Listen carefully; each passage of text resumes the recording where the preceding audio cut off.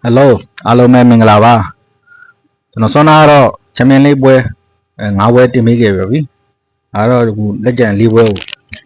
nó sẽ lại biểu tìm bây giờ mẹ. Cái đó cho nó cố với luôn, đặc khai đàn tương lai đại vậy, nó mấy cái thu cụ phía biểu, quay ngáo bữa thì đàn bảo bảo chén này lấy bữa, đàn bám lại đâu. Cái cho nó chén xin lấy bữa sẽ lại biểu, phải đủ phải này nè, quay biểu, chén tìm bây giờ chén phía bài. လူရဖိုင်မှာပွဲစဉ်6ကနေဆက်မှာဆိုတော့ပွဲစဉ်6နေနဲ့ယူပေးခြင်းနဲ့ပွဲစဉ်လေးကတော့မန်စီးတီးနဲ့လီဗာပူးစဉ်နဲ့ပွဲစဉ်တွေဖြစ်ပါတယ်။မန်စီးတီးကချန်ပီယံလိမှာ၄ပွဲကစားထားတာကို၃ပွဲနိုင်တစ်ပွဲတည်နဲ့ရမတ်10မဲ့ရရှိပြီးတော့အဆင့်4မှာရပ်နေတဲ့မန်စီးတီးဖြစ်ပါတယ်။တီဖောင်ကောင်းတာပေါ့ဗျာချန်ပီယံလိမှာမန်စီးတီးဆိုကောင်းနေအောင်နော်။လီဗာပူးစဉ်ကတော့၄ပွဲကစားထားတာတစ်ပွဲနိုင်2ပွဲတည်တစ်ပွဲရှုံးနဲ့ရမတ်5မဲ့ရရှိပြီးတော့အဆင့်21မှာရပ်တည်နေလီဗာပူးစဉ်တင်ဖြစ်ပါတယ်နော်။ဒီမန်စီးတီးကချန်ပီယံလိမှာနော်အဆင့်1ကဘိုင်မြူးနစ်လို့နဲ့ရမတ်က2မှတ်ပဲကွာဟနေတယ်ဒါကြောင့်ဒီပွဲကိုမန်စီးတီးတို့မဖြစ်မနေရုံးလာပါလိမ့်မယ်မန်စီးတီးတို့ကနော်ဂိုးတွေလည်းရတယ်လို့ဂိုးတွေလည်းပေးရလေရှိတာကြောင့်ဒီပွဲကိုကျွန်တော်ကတော့3-1ဆိုတဲ့ရလဒ်မျိုးကိုမြင်မိပါတယ်ဒါကြောင့်ဒီပွဲကိုတော့ကျွန်တော်အပေါ်ဆုံးကြိုက်ပါတယ်မန်စီးတီးကိုပေါ်ကြိုက်ပါတယ်ပွဲနဲ့ခွန်အနေနဲ့ရွေးချယ်ပေးခြင်းတဲ့ပွဲလေးကတော့မာဆေးနဲ့နယူကာဆယ်တို့ရဲ့ပွဲစဉ်လေးပဲဖြစ်ပါတယ်မာစီကသားရဲ့၄ပွဲကိုကြည့်လိုက်လို့ရှိရင်တပွဲနိုင်ထားတယ်၃ပွဲရှုံးထားတယ်ရမတ်၃မဲ့ရရှိပြီးတော့အဆင့်25မှာရပ်တည်နေတဲ့မာစီဖြစ်ပါတယ်ချန်ပီယံလိမှာမာစီတို့မကောင်းဘူးလို့တက်တည်ပြနေပါတယ်နော်ယူကာစီကတော့၄ပွဲကသားထားတယ်၄ပွဲကသား၃ပွဲကိုနိုင်ရရှိထားပြီးတော့တပွဲကိုရှုံးထားတယ်ရမတ်9မဲ့နဲ့အဆင့်6မှာရပ်တည်နေတဲ့ယူကာစီဖြစ်ပါတယ်ယူကာစီတို့ချန်ပီယံလိမှာကောင်းနေတယ်ဒီအေရှန်ဒီမာစီတို့ကတော့ချန်ပီယံလိမှာ3ပွဲတီရှုံးထားလို့ဒီတော်တော်ကိုဒီပွဲကိုရုံးကန်လာမယ်အသင်းဖြစ်ပါတယ်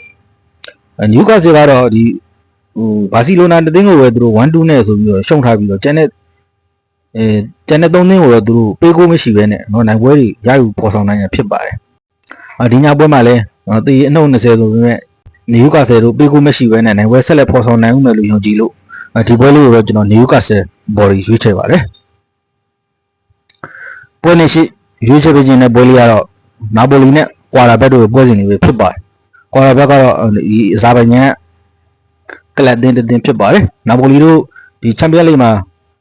ကစားထားတာကကွာရာဘက်တော့မကောင်းဘူးတပွဲနိုင်တပွဲစီ2ပွဲရှုံးထားပြီးတော့ရမှန်4မှတ်ပဲရရှိပြီးအဆင့်24မှာရပ်တည်နေတဲ့နာပိုလီဖြစ်ပါကွာရာဘက်ကတော့ဒီ၄ပွဲကစားထားတာ2ပွဲနိုင်တပွဲစီတပွဲရှုံးရမှန်9မှတ်နဲ့အဆင့်15မှာရပ်တည်နေတဲ့ကွာရာဘက်ဖြစ်ပါတယ်ကောင်းတာပေါ့ဗျာကွာရာဘက်တို့နော်ဒါပေမဲ့ဒီပွဲကိုဖွင့်ပေးထားတဲ့ကြည့်ရတော့နာပိုလီကနှလုံး90လို့ပေးထားတယ်နာပိုလီတို့နှလုံးပြတ်ပါမလားနော်ကွာရာဘက်ကသူကစားခဲ့တဲ့ဒီချန်ပီယံလိပွဲစဉ်တွေတိုင်းမလို့မှာသွင်းကိုရရှိအောင်စွမ်းဆောင်ထားနိုင်တဲ့ကွာရာဘက်ဖြစ်တယ်ကွာရာဘက်လို့တကိုးသွင်းလိုက်လို့ရှိရင်ဒီနှလုံး90ဆိုတဲ့ကြီးကနာပိုလီတို့3လုံးရှုမှပဲကြည့်ရအောင်တော့မှာနာပိုလီတို့3လုံးရှုဖို့မလွယ်တော့ပါဘူးဒါကြောင့်ကျွန်တော်အဝေးသင်းကွာရာဘက်ဘော်ဒီကိုကြိုက်ပါတယ်နောက်ဆုံးရွေးချယ်ပေးခြင်းနဲ့ပွဲစဉ်6အနေနဲ့ရွေးချယ်ပေးခြင်းနဲ့ပွဲလေးကတော့ဒီစလာဗီးယားနဲ့ဘီဘာအိုတို့ရဲ့ပွဲစဉ်လေးပဲဖြစ်ပါတယ်စလာဗီးယားတော့ဒီ၄ပွဲကစားထားတယ်2ပွဲတည်ကြပြီး2ပွဲရှုံးထားတယ်နော်2မှတ်ရပြီးတော့အဆင့်3မှာရပ်တည်နေတဲ့စလာဗီးယားအသင်းဖြစ်ပါတယ်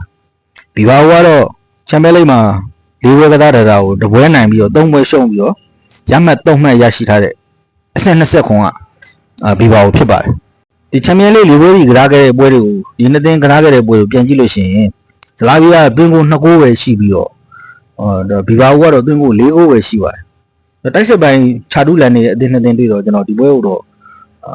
ဒါဂိုးပေါင်းအောက်ပဲရွေးချယ်ခြင်းတယ်ဗျဂိုးပေါင်းအောက်ပဲကြိုက်ပါနော်အားလုံးပဲဒီညကိုဝဲကိုကျွန်တော်ရွေးချယ်သုံးသပ်ပေးထားပြီ